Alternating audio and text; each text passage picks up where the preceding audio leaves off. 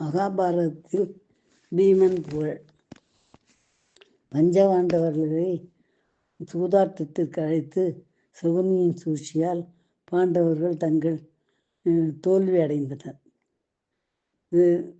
அதனால் அவர்கள் காட்டில் வாழும் அஞ்ஞான வாசம் ஏற்பட்டது. அரண்மையில் இருந்ததைப் போலவே அங்கும் பாண்டவர்கள் சந்தியாவந்தனம் உள்ளிட்ட அனுஷ்டானங்களை செய்வது வழக்கம். யோகாசனம், தியானம், பூஜைகளில் அக்கறையுடன் ஈடுபட்டனர். காட்டில் வாழ்ந்தாலும் அவர்கள் அன்றாட வாழ்க்கை பயனுள்ளதாக கழிந்தது. பெண்களும் விதிவிலக்கு அல்ல. குந்தி தேவி, திரௌபதியும் வழிபாட்டில் மும்முரம் காட்டினர். இவ்வாறு சகோதரர்கள் அனைவரும் அதிகாலையில் எழுந்து சுறுசுறுப்பாக செயல்பட்டாலும் பீமன் மட்டும் தாமதமாக எழுந்திருப்பான். தினசரி வழிபாட்டில் பங்கேற்க மாட்டான் அல்லது கடைசி நேரத்தில் வருவான். இதனை கண்ட தர்மர் தம்பியின் மீது வருத்தப்பட்டார். பீமா, நான் எல்லாவற்றையும் கவனித்து கொண்டுதான் இருக்கிறேன். நீ பலசாலி என்பது எங்களுக்கு தெரியும். அதற்காக பொத்தியுடன் இருக்க வேண்டாமா? அன்றாட வழிபாட்டுக்கு வர மறுக்கிறாய் அல்லது தாமதமாக வருகிறாய். இது முறையற்ற செயல் என்று கண்டித்தார். அண்ணனுக்கு பதில் சொல்லாமல் நின்றான் பீமன். தம்பி திருந்தி விடுவான் என்று எதிர்பார்த்தார் தர்மர். ஆனால் மறுநாளும் தாமதமாகவே வந்தான் பீமன். காலையில் தாமதமாக எழுந்ததால் எல்லா வேலைகளும் அவனுக்கு தாமதமாயின. இந்த நாளில் ஒரு நாள் தங்களின் இருப்பிடத்தில் கிருஷ்ணருக்கு விருந்தளிக்க எண்ணினார் தர்மர். அவரை நேரில் அழைத்து வர தன் தம்பி நகுலனை அனுப்பினார். பழங்கள் பூக்களுடன் புறப்பட்ட அவன் போன வேகத்தில் வந்து சேர்ந்தான்.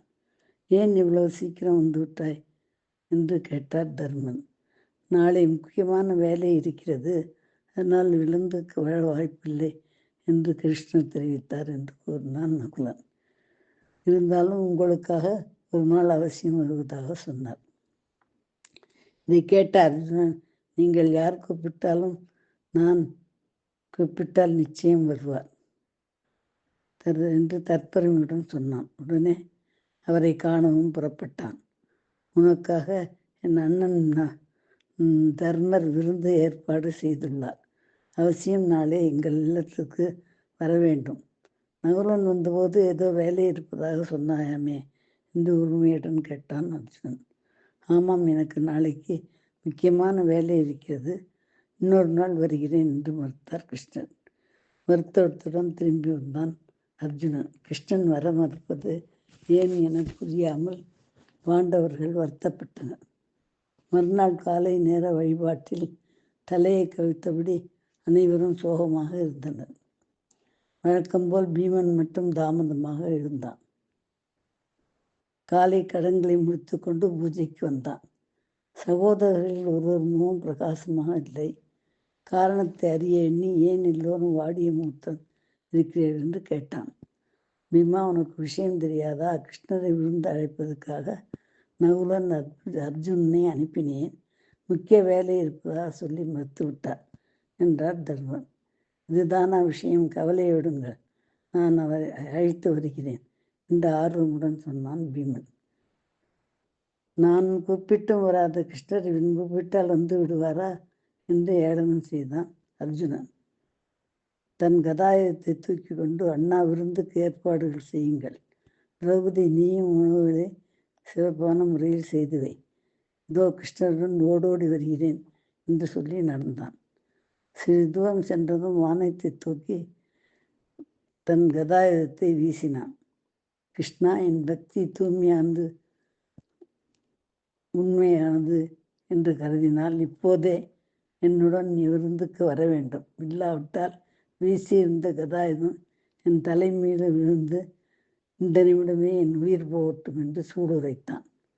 உண்மை பக்தன் வேண்டுகோளுக்கு இணங்கி வராமல் இருப்பாரா கிருஷ்ணர்? அங்கு தோன்றிய கிருஷ்ணர் பூமியை நோக்கி அந்த கதாயுதத்தை பிடித்து பீமனின் உயிரை காப்பாற்றினார்.